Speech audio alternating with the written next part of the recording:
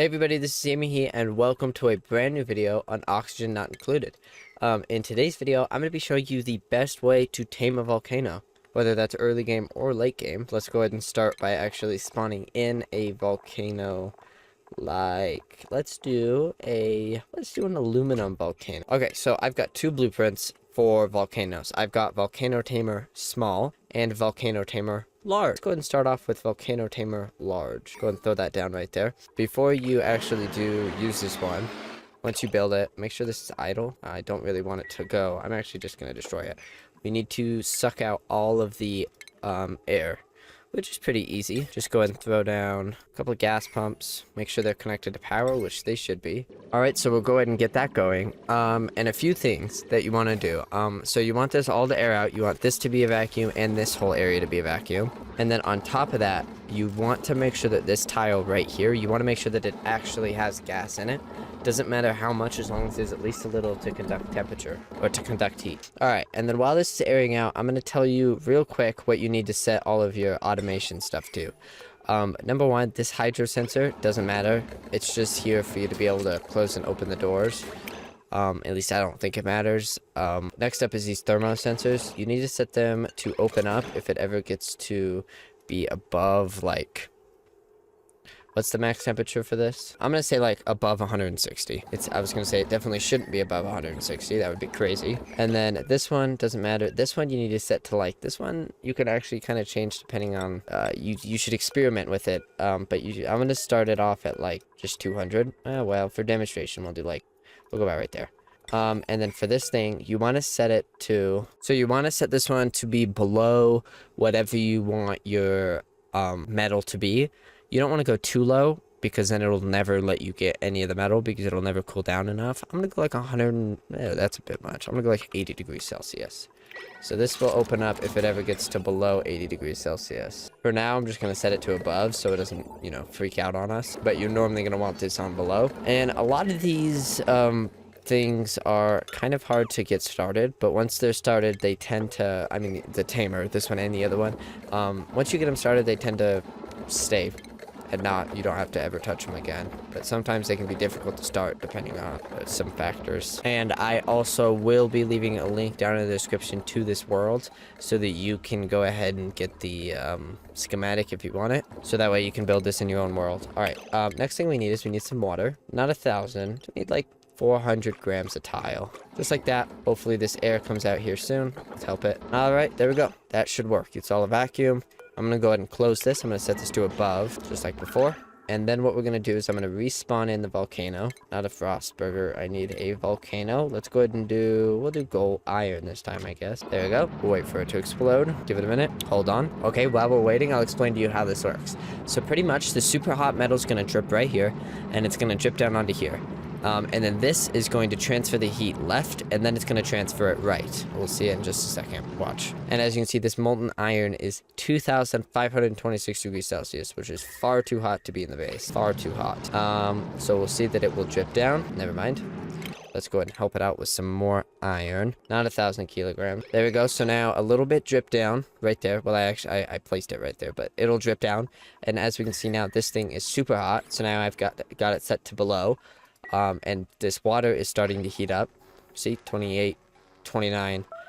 And then what that'll do is this will create steam, which will get sucked up, and that will help take heat away from this, and it will help cool this down. And then once this is cooled down enough, oh, my duplicates are peeing everywhere. So let me show you this. I'll spawn in a little bit more, just like that. As you can see, it's dripping down. Normally the volcano would be doing this, okay? Then if we look at the temperature, this is at 160 degrees Celsius.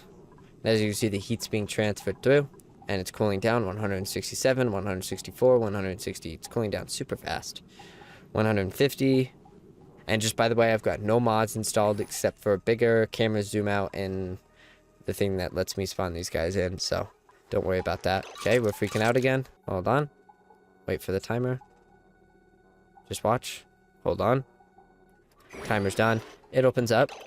This iron is only 90 degrees Celsius. Then this thing will carry it away. Automation. I don't even know if I hooked this up. Hold on. Oh no, okay it is. We'll just drop it right here. And then we'll set this to all. It'll suck up the iron. Iron will come right on down through here. And there it is.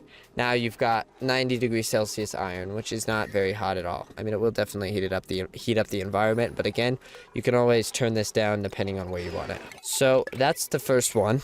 Okay, and then for the second one, let me go ahead and spawn us in another volcano. Doesn't have to be the same kind. Let me use a, what's a cool volcano? And then this design, I don't know if I like it more. It's definitely more compact. As you can see, the size difference is crazy. It's a little easier, a little bit more prone to breaking. So let me show you how this one works. So first off, to be a vacuum, once again, so let me just vacuum this out. And then up here needs to actually not be a vacuum, I believe. I believe you need to have oxygen up here. And then we need to add some water, or, well, actually, I'll just do steam. Well, no, we'll do water. You need to add probably 400 a tile once again. And then before we start, let me actually show you what you need to put the numbers to for the automation here as well. Starting us off up here, this needs to be set to a 1,000, not 10,000. There we go. And then this thing needs to be set to 1 and 65. And then this battery needs to be set to 90 and 60. And then this big old thing needs to be set to above 200, not big old thing, it's tiny, but 200 degrees Celsius above. And then this thing needs to be set to, oh wait, no, and then this thing needs to be set to 5. And then the liquid pipe thermo sensor needs to be set to 50 above. Nope, not 650, just 50. There we go. And then niobium, let's go ahead and use a, for this one, let's go ahead and do a not a cobalt, we'll do gold. That's a pretty common one, I think. Something like that. And then also, I'm gonna go ahead and take some gold. Molten, turn it up in temperature maybe. There we go. Do a little bit more. See, it turns everything to steam. I'll throw a little bit more down. A little bit more. A little bit more. Oh shit, wait, hold on. We don't have a thing for this. We'll put it like right there. Now this one's super complicated, and I'm gonna be completely honest, I have no idea how it works. I just trust that it does, and it does tend to. We also need to put some liquid in here. I forgot about that. We're gonna go ahead and do, I'm gonna quickly fill this with some water, because that water will work fine. This is this duplicant's only purpose in life, is to give me water. Get some water in the system quickly. That should keep that from heating up too much. Hold on, let me see temperature. Alright, it's not bad. I don't want too much water. That should be good. No, I need one more tile. Try to fill it up exactly, just like that. That's perfect. So then it moves without stopping. And then as you can see, this thing, if I spawn in more gold real quick, just to demonstrate, because I don't want to have to wait for the volcano to erupt. Gold, not that much. Just do that. And if I spawn this in, a bunch of gold just fell. There we go. See, and then it cools down. It's going to slowly go. And then if I look at this, at a certain time of the day, so for 1 second every 65 seconds, give me some iron, or some gold, I mean. And that gold just so happens to be 30 degrees Celsius. Absolutely beautiful. That's what I love to see. That's exactly what I want. And I have way too much gold. I spawned in way too much. I have about 50,000 kilograms, so that was my fault, but it's fine. I'm actually gonna remove the volcano just to stop it from going for a minute. But as you can see, this one does work. And this one, like I said, I like this one a little bit more, just because it's a little bit more compact than this huge one, you know? And this one takes up a lot of space, and a lot of times I don't have that to sacrifice in a base. A lot of times I need that space. So this one is quite useful, but it's also a bit harder to build, and this one's easier to do early game. This one's more late game. That is how you tame any volcano. Anyway, yeah, that is how you tame a volcano. It's super easy, but yeah, that is going to conclude today's video. I would like to thank you all for watching. Have an amazing rest of your day, and I will see you in the next one. Thank you, and goodbye.